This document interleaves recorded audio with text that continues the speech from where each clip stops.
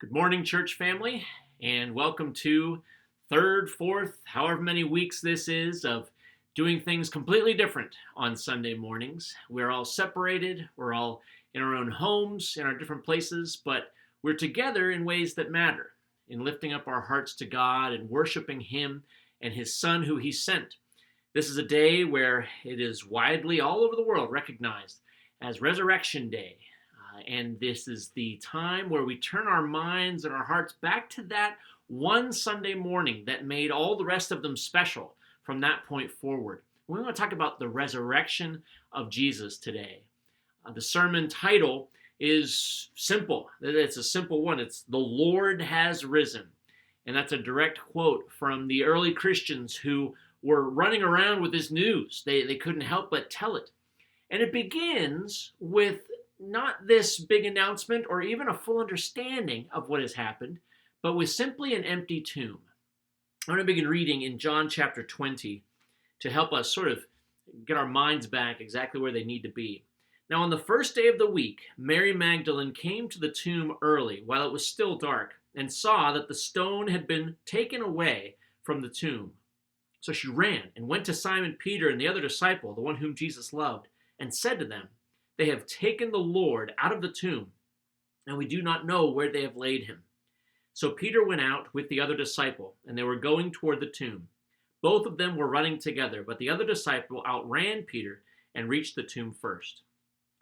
So when Mary goes to the tomb and sees that it's empty, see the stones rolled away, see that there is no body there that she expected to take care of with spices and whatnot, sort of be attentive to, she is startled, and her first idea is that they've taken him. Now, the thing is, remember back to, I'm actually recording this on Friday, which is kind of interesting because Jesus died on Friday. And then he is taken to the tomb that night before the Sabbath. The Sabbath begins Friday at sundown. And so they take the body and they put it in the tomb. And up to that point, Jesus had been a sort of like the object of whatever the authorities wanted to do, right? So they took him and they bound him and they took him to the trials. The soldiers were striking him. They were doing whatever they wanted to do with Jesus. And so here on Sunday morning, Mary says, well, now what have they done? That's her reaction. What have they now done with my Lord and his body? She is not inclined to think, oh, wow, something miraculous has happened. She's in the mode, she's in Friday mode, right? And the Friday mode was, what's the next thing that's going to happen? That's an utter tragedy, that it's horrible. And here it's, how are they desecrating his body, or they've moved it somewhere, or who knows what. But she goes to the disciples to let them know that, and they come running to the tomb. Verse 5 picks it up from there. And stooping to look in, he saw the linen cloths lying there, but he did not go in. That is John, the disciple whom Jesus loved. Then Simon Peter came, following him, and went into the tomb. He saw the linen cloths lying there, and the face cloth, which had been on Jesus' head, not lying with the linen cloths, but folded up in a place by itself. Then the other disciple, who had reached the tomb first, also went in, and he saw and believed. For as yet they did not understand the scripture, that he must rise from the dead. Then the disciples went back to their homes. So at this point, at verse 10 of John chapter 20, we have Mary and these two disciples who have gone to investigate the empty tomb. And all they know is that there's no body. And John believes something, but it also makes clear they did not understand that he was to raise from the dead according to the scriptures.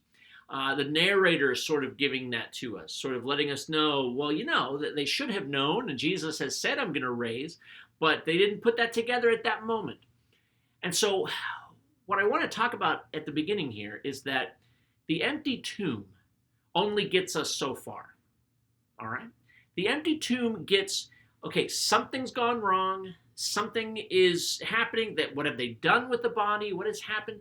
And it's startling. It's unsettling. And yet it leaves things still very ambiguous. There may be, it may be a different feel than the pain and the anguish and the sadness and all the other feelings that had happened on Friday and on Saturday. But here it's Sunday morning, at least Sunday morning, when Mary's there and Peter and John are there, it's more like a question mark at the very least. The empty tomb only gets you so far. What is required to have a life change moment is that they have to encounter the risen Jesus, the risen Christ. And Paul talks about this in 1 Corinthians 15 to say it is the risen Christ over and over again who showed himself that caused everyone to have their thinking completely change. And so that's what I want to look at today, the times, just a handful of times, where Jesus not only stays in the shadows or allows the empty tomb to be ambiguous, but he actually appears to people, speaks to them, has an encounter with them. And I'll look at how that changed things in each of those cases. The first time is that Jesus appears to what I'm calling the discouraged. And these are the disciples who are on their way to Emmaus, on the road from Jerusalem to Emmaus. All right. So we're going to read from Luke chapter 24. And it's a bit of a lengthy passage. I'm going to stop perhaps every once in a while and explain some things or talk about some things. But this is the passage, beginning in verse 13. That very day, two of them were going to a village named Emmaus, about 7 miles from Jerusalem. And they were talking with each other about all these things that had happened. While they were talking and discussing together, Jesus himself drew near and went with them, but their eyes were kept from recognizing him. And he said to them, "What is this conversation that you are holding with each other as you walk?" And they stood still, looking sad. Then one of them, named Cleopas, answered him, "Are you the only visitor to Jerusalem who does not know the things that have happened there in these days?" And he said to them, "What things?" And they said to him, "Concerning Jesus of Nazareth, a man who was a prophet, mighty in deed and word before God and all the people, and how our chief priests and rulers delivered him to be condemned to death and crucified him. But we had hoped that he was the one to redeem Israel." I want to pause there and talk about this scene, which is a beautiful one. This is not going to be the only time where Jesus stays hidden. His identity remains hidden. He sort of goes incognito. But here he's on the road to Emmaus, and he just sort of joins them, starts walking with them, and starts saying, "Hey, what are you guys talking about? Have you not heard about these things?" "Oh, what things?" I love this because it shows just a little bit of playfulness in Jesus, right? I don't know, maybe that's sacrilegious to say or talk about. But frankly, Jesus has a different perspective on what's going on right now. His perspective is, "Oh, I've risen from the dead, and wait till they realize that I have and that I was walking with them the whole time." But we're not there yet. So he sort of is hiding back. He's, "Oh yeah, tell me about these things. I'm interested. What happened in Jerusalem?" Oh. Sort of feigning ignorance, which is fantastic. But their hearts and their state of mind is revealed very clearly here.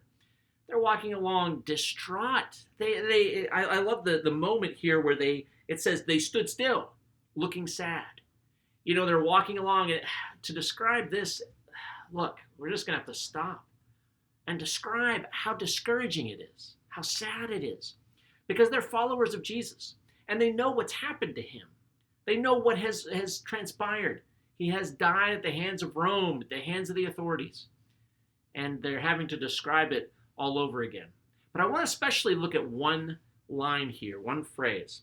They're saying, they stood still, they looked sad, they explained what's been happening, they said Jesus of Nazareth and described him.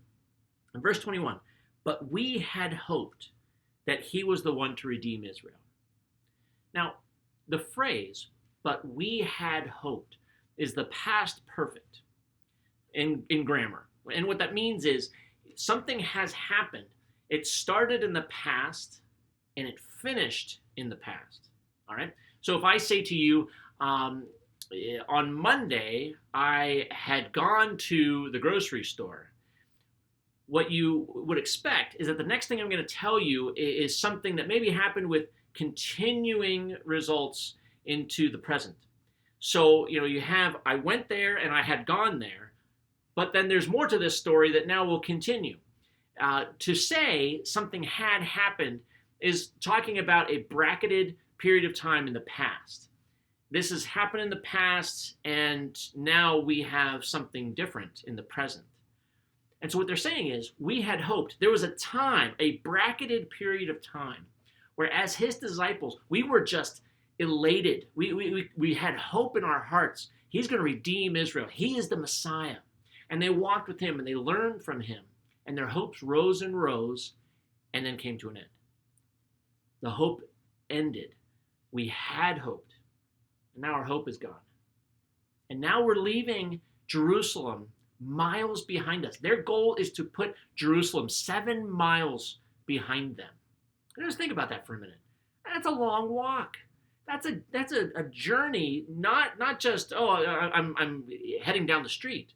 No, they are putting Jerusalem in the rearview mirror. They want all of this to be past perfect grammatically. We want to set all of this behind because it's painful to us. Just to turn our minds onto it causes us to stop and feel the sorrow of it. But Jesus has met them and doesn't want to leave them there, doesn't want to leave them with, we had hoped. The rest of verse 21 here. Yes, and besides all this, it is now the 3rd day since these things happened. Moreover, some women of our company amazed us. They were at the tomb early in the morning, and when they did not find his body, they came back saying that they had seen a vision of angels who said that he was alive. Some of those who were with us went to the tomb and found it just as the women had said, but him they did not see. These disciples on the road to Emmaus already know about the empty tomb. They even heard about visions of angels, but they have not seen him. And they listened to the other disciples who did not see him. And that's the crucial point. And so they're walking along and they're still, okay, we know that something was up at the tomb, but it's not enough to bring that hope back. And so they continue on their journey. But him they did not see. Then, you know the rest of the story here. They stop and they're going to eat together. They invite Jesus in. Verse 25. And he said to them, "O you foolish ones, and slow of heart to believe all that the prophets have spoken. Was it not necessary that the Christ should suffer these things and enter into his glory? And beginning with Moses and all the prophets, he interpreted to them in all the scriptures the things concerning himself." So he does not leave them there. He says, but listen, this was part of the plan. I said this to you. I said it so clearly that Peter got upset. He's like, no, far be it from you, Lord, that you would go through this. And so Jesus says, this was part of the plan. This was going to happen according to the prophets, according to the scriptures. When he was at table with them, he took the bread and blessed it and broke it and gave it to them. And their eyes were opened and they recognized him. And he vanished from their sight. They said to each other, did not our hearts burn within us while he talked to us on the road, while he opened to us the scriptures? And they rose that same hour, notice this, and returned to Jerusalem. Returned. All of a sudden, that 7-mile journey, no, forget it. Get back to Jerusalem. There might be news. In fact, we've got news to share. The Lord is risen. He's revealed himself in this breaking of the bread moment. They realized it was him. They recognized him. Just a beautiful, beautiful scene. And so Jesus knows these disciples, they put their hope in him. They put their trust in him. And for a moment, they're walking discouraged. They're walking this journey of life in discouragement. And I have a feeling there's lots of people out there listening who know what that is like, who know that you had a hope, but your hope for life is bracketed and in the past. That it is something that you thought was going to happen, but then you realized it came to an end, and now I'm just going to survive the rest of this journey without that hope, without that joy. And Jesus in this moment says, I do not want my followers to be stuck in discouragement. Instead, I want to reveal myself, appear to them, comfort them, whatever they need. I'm going to provide it for them so that they can move from being discouraged to being encouraged, full of hope again, ready to run back in to Jerusalem, back into being the disciples I called them to be. The second group of people Jesus appears to, the skeptical. Now, without even saying his name, I think you know who I'm about to talk about, the guy that I'm about to mention. He in the children's song that I learned about who the 12 apostles were, we said, Peter, Andrew, James, and John, Philip, and Bartholomew, doubting Thomas, and Matthew, right? Not and Matthew, that dirty tax collector, but doubting Thomas and Matthew. So he gets this, reputation for being a guy who doubted, when really there's a lot more to Thomas than just this scene. But we have in John chapter 20 this moment where Thomas clearly is the skeptic of the group. Verse 24 of John chapter 20. Now Thomas, one of the 12, called the twin, was not with them when Jesus came. So the other disciples told him, "We have seen the Lord." But he said to them, "Unless I see in his hands the mark of the nails, and place my finger into the mark of the nails, and place my hand into his side, I will never believe." So Thomas is the guy who wants the proof. He wants to put his hands on the proof. He doesn't want this to be, that we were all duped by some kind of vision or something that just sort of vaguely appeared as Jesus. I want to know it's actually him. If I'm going to proclaim or claim that Jesus is the one who conquers death, well, then I want to have the proof. I want to know that I wasn't just deceived, or it wasn't just some phantom or some kind of, apparition or some hallucination. And we're all just, it's all wish fulfillment, and we all just want this to be the case. So Thomas says, I want to put my hands on him. I want to know that this is Jesus. So what's going to happen here? Will Thomas be reprimanded? Is Thomas going to be chastised? Is Thomas going to be kicked out of the group of apostles because he's so skeptical? No. Take a look at what happens. Verse 26. 8 days later, his disciples were inside again, and Thomas was with them. Although the doors were locked, Jesus came and stood among them and said, "Peace be with you." Then he said to Thomas, "Put your finger here and see my hands, and put out your hand and place it in my side. Do not disbelieve, but believe." Thomas answered him, "My Lord and my God." Jesus comes not with chastisement, not with rebuke, but he says, wait, where's Thomas? He's looking around. Thomas, right here. Come feel. Come get that evidence that you needed. Feel my side. Come explore what you need to explore in order to have faith. Whatever you need, Thomas, to understand what has happened here, come, understand it. Make sure you see enough so that you can believe. Now he's going to go on to say, blessed are those who believe without seeing. That's you and me. But for Thomas, for the skeptic, he is given as much evidence as he needs to feel confident that what's happened is true. Thomas is that wonderful figure that many of you probably have in your lives. Maybe it's you in your life. Maybe you're the one who's always the one asking the question, always raising his hand, always saying, yeah, but wait, what about this? I'm not so sure about this. I'm not just going to, jump right into this without knowing for certain, knowing that I'm not being duped, that I'm not being, hoodwinked here. Thomas is the skeptic. Now, Thomas has his own pain. Thomas is right there with those guys on the road to Emmaus. He's in the same boat as them. But in his mind, he's got questions that are going to need concrete answers. And Jesus says, okay, I'll give you what you need to believe.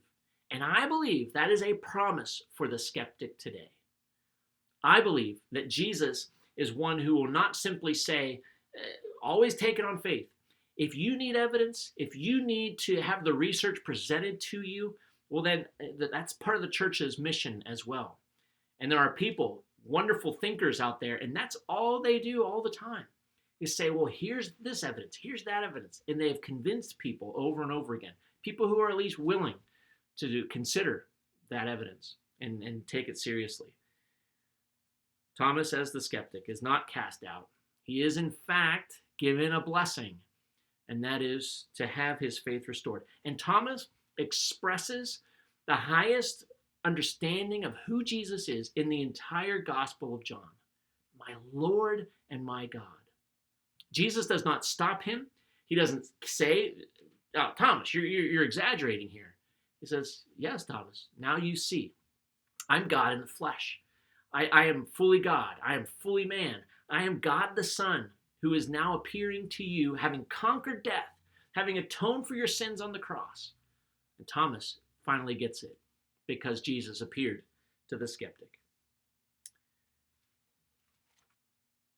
The third category that I want to look at is that Jesus appears to the drifting. Now, the drifting, the person who is drifting here is Peter. That's who I want to describe. Now, I struggled with that term because, how do you describe the state that Peter goes in, from the time they leave the upper room to the time he attacks the guards there, the guys who had come to arrest Jesus, and he cuts off the guy's ear and all that, and Jesus says, "Put the sword away." But then that night, when Peter is asked directly if he's a follower of Jesus, he denies it. He backs away from it. No, that's not me. And so, how do you describe a guy who's in that kind of state of mind? And I think, he's might be wayward. He might be, he's a backslider, that kind of stuff. But I think, drifting, he's drifting. He may be drifting away, in fact, as far as his commitment to Christ. When we didn't look at this, when we looked at the crucifixion, the arrest, and the crucifixion of Jesus. But I want to put up here the slide that just catalogs Peter's reactions. I gathered this from both the Gospel of John and the Gospel of Luke. Someone says to Peter that night, this is Thursday night going into Friday, "You also are not one of this man's disciples, are you?" He said, "I am not. I'm not a disciple." "You also," the second time, "you also are not one of his disciples, are you?" Very similar. He denied it and said, "I am not." And the third time, "Certainly this man also is with him, for he too is a Galilean." But Peter said, "Man, I do not know what you are talking about." One of the saddest moments. Notice this last slide. "And immediately, while he was still speaking, the rooster crowed. And the Lord turned and looked at Peter. And Peter remembered the saying of the Lord, how he had said to him, 'Before the rooster crows today, you will deny me 3 times.' And he went out and wept bitterly." The great Peter, Simon Peter, the one who was going to, protect Jesus, the one who was going to go with Jesus all the way, even if it meant his own death. He promised this to Jesus. Jesus, "No, Peter, that's not how it's going to go." And Peter is watching it unfold. They ask him, they put pressure on him, and as soon as the pressure rises to a certain level, no, I'm not one of his followers. Jesus looks right at him at that moment. Peter goes out weeping as a result. So that's where he is. And so from that point forward, he's with the disciples who have all either held back at a distance or ran away. He's with the disciples, but you've got to imagine those few days there, he's drifting. He's potentially somebody who's in the category of Judas, right? He's potentially in the category of somebody who might end up somewhere else. And so Jesus finally appears to Peter. And, the scene in John 21 is at the Sea of Galilee. And Jesus gives another miraculous catch of fish. And so Peter comes running up and they have this sort of like breakfast on the beach, right? So in John 21, starting in verse 15, we have this appearance to Peter. "When they had finished breakfast, Jesus said to Simon Peter, 'Simon, son of John, do you love me more than these?'" And I want to pause there because there's lots of, this conversation has been analyzed. Like book after book has been written. Sermon after sermon has analyzed every response, and so there's a lot of ideas out there. But when Jesus says, "Do you love me as much as these?" I honestly think he's pointing to the pile of fish. Why do I say that? You're going to see in a moment. But I have a feeling he's saying, "Do you love me as much as your old occupation that you've come back to here on the Sea of Galilee? Do you love me as much as these?" And Simon, of course, answering, he said to him, "Yes, Lord, you know that I love you." He said to him, "Feed my lambs." He said to him a second time, Simon, son of John, do you love me? He said to him, yes, Lord, you know that I love you. And he said to him, tend my sheep. He said to him the third time, Simon, son of John, do you love me? Peter was grieved because he said to him the third time, do you love me? And he said to him, Lord, you know everything. You know that I love you. Jesus said to him, feed my sheep. Now, Peter is grieved. Grieved. That word is not a throwaway word. That's not one of those words where you say, oh, yeah, I bet, Peter was just sort of bummed out a little bit. No. Peter is grieved, which is the same verbs used when they were, at the foot of the cross, or, these times when they were experiencing great loss. I have a feeling the three question, do you love me, do you love me, do you love me? I know it's various verbs being used there and all that kind of stuff. But Peter realizes 1, 2, 3, this sounds a lot like the 1, 2, 3 times where I said, I'm not a follower, no way, certainly not, I don't even know what you're talking about, I'm not a follower. I think Peter made the connection. And every time that Peter is reassuring Jesus, Jesus is saying something like, feed my sheep or feed my lambs. Do you notice that? Now, Jesus is doing a lot of things here, but I have a feeling the main thing is that Jesus is taking a guy who's drifting and brings him back down to where he wanted him to be. You see, in Peter's life, the trajectory of his life so far as we know in this story here, in these Gospels, is that he was a fisherman. He's called to be a disciple of Jesus, and he is going to be an apostle, one who is sent out. Jesus has told them this. This is your role. This is what I'm going to have you do. And he already had begun doing that, sending them out at various times. And Peter realized, okay, this is what I'm going to do. However, after Peter's denial of Jesus, which I'm illustrating here in red, what's left for him but to simply go back to being a fisherman? In his mind, I would have to think the plan had been canceled. Not just because Jesus dies, and that was unexpected, and that wasn't Peter's plan. That was Jesus' plan, but not Peter's plan. So here Peter's thinking, okay, my teacher has died. He's gone. I've denied him. I've actually said I'm not one of his followers. And so it's time to just drift back to what I know, which is fishing, which is nets and boats on the water. So Jesus comes to him, comes where he is, which is fishing. That's where he's drifted to this point. And Jesus says, do you love me as much as these fish? Oh, no, of course, Lord, I love you more. Do you love me? Do you love me? Feed my sheep. In other words, let me give you a new trajectory. Or let me just continue the one that you thought was canceled. All right? You were a fisherman. I called you to be a disciple. I'm sending you out as my apostle. You're going to be a shepherd in the church. You're going to lead the church. You're going to reach out in the Gospel of Acts, or the book of Acts tells us what Peter was involved in. And then he'll describe to him in a bit, you're going to die for me. You're going to give your life for me. That's the high road that I'm calling you on. Are you willing to accept that new trajectory, that new direction of life, of this calling, this mission that I've given you? And so Peter is sort of given a renewed sense of mission. He's given, not the rebuke, not the chastisement. He's restored. And it's restored all in this discussion of love and then doing this wonderful task, this wonderful responsibility. He's given new responsibility. Whereas he may have drifted back to the old life, Jesus says, stop the drifting. Stop the silliness of being too nervous to proclaim who you are following.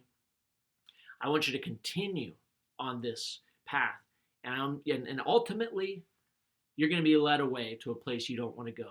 But it's for me. It's for my sake. That's restoring the drifting.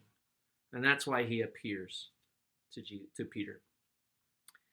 The last category here is that Jesus appears to, there's only one way to describe her, ever faithful, Mary Magdalene. Mary's journey with Jesus begins before we see her on the scene. What do I mean by that? Well, the first time Mary Magdalene is mentioned is in Luke chapter 8. And you'll notice that something has already happened with Mary before she's described as one of the women. So Luke chapter 8, verses 1 through 3. Soon afterward, he went on through cities and villages, proclaiming and bringing the good news of the kingdom of God. And the 12 were with him, and also some women who had been healed of evil spirits and infirmities. Mary, called Magdalene, from whom 7 demons had gone out, and Joanna, the wife of Chuza, Herod's household manager, and Susanna, and many others, who provided for them out of their means. So we find out a lot of things here. We find out that Mary was somebody who had these evil spirits. Jesus drove them out, but we didn't see all that. The first we get mentioned here is that she's with these other ladies and the apostles and the disciples, and the women were providing for the group. They were the patrons, the patronesses of this traveling group. And so that's the first mention, is that she is with Jesus. And the key to Mary Magdalene is that is where she always is. Wherever Jesus is going, she's going to be there. And so we have at the foot of the cross, Mary, Jesus' mother, the wife of Clopas, Mary Magdalene. She is there. She's as close to Jesus as they could get. While the rest of them, except for John, were hiding out far away, she's standing there at the foot of the cross. They see where Jesus is laid when he is put in the tomb. And then they go and they say, okay, well, we'll take care of the body after the Sabbath. So then after the Sabbath day, Mary comes back, which we already read. And she gets there. There's an empty tomb. She runs back. She tells Peter and John. So after Peter and John leave, but Mary stood weeping outside the tomb. Can we just pause there? That's the state that Mary's in. She knows what has happened. She doesn't understand what has happened to her Lord. She thinks they're mistreating him again. And so she's standing outside the tomb weeping. And as she wept, she stooped to look into the tomb. And she saw 2 angels in white sitting where the body of Jesus had lain, one at the head and one at the feet. They said to her, "Woman, why are you weeping?" She said to them, "They have taken away my Lord, and I do not know where they have laid him." Having said this, she turned around and saw Jesus standing, but she did not know that it was Jesus. Mary is so distraught. She is so saddened by what must be further abuse to her Lord.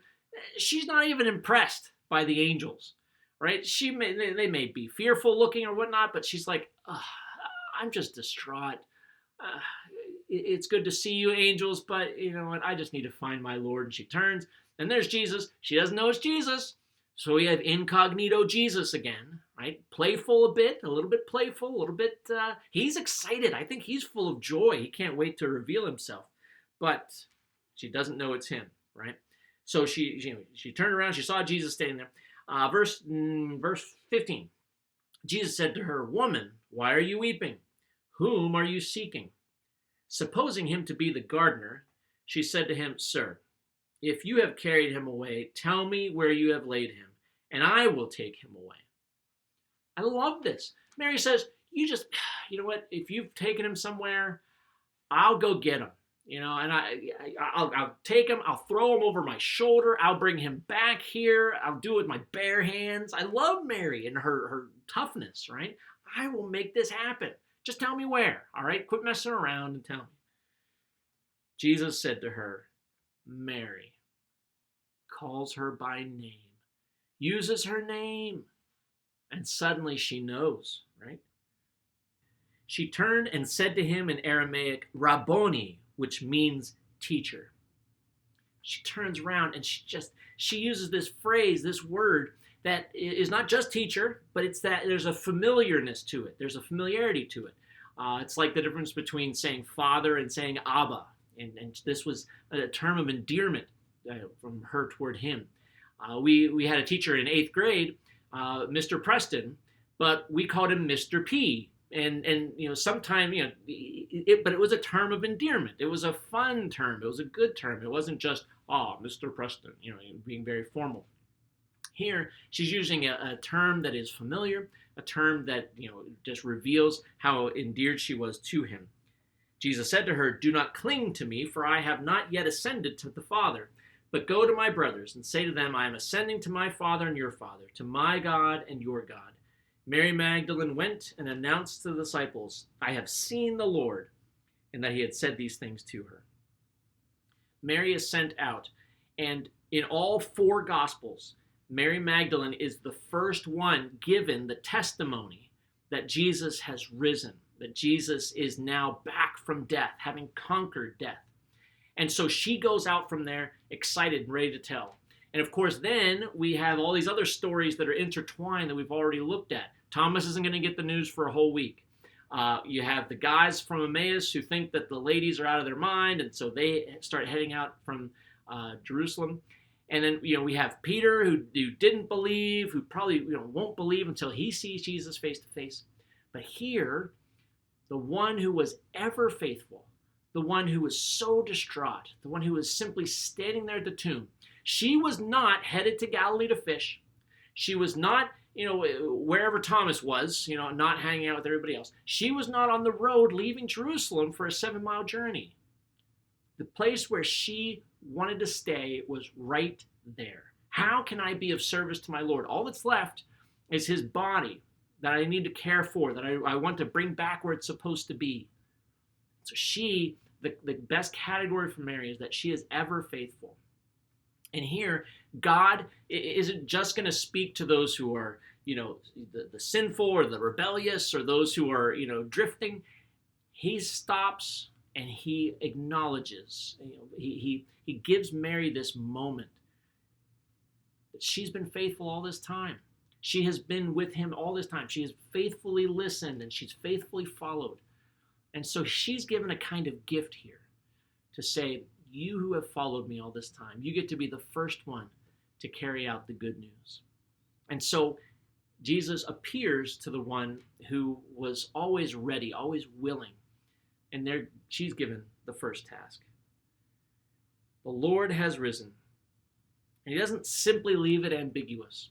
An empty tomb, whispered rumors. He actually appears. And it's when he appears to people that he begins to radically change hearts. These are the categories we looked at: the discouraged, the skeptical, the drifting, the ever faithful.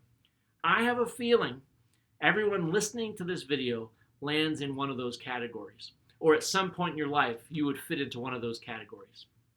And the key that I want to emphasize here is that Jesus does not want to leave you in a place where you are discouraged or skeptical or drifting away from him. He wants you in the category like Mary. He wants you in the category like Peter, where you are restored again to where he wants you to be and sends you on that journey he has planned for you. This morning, don't take that lightly.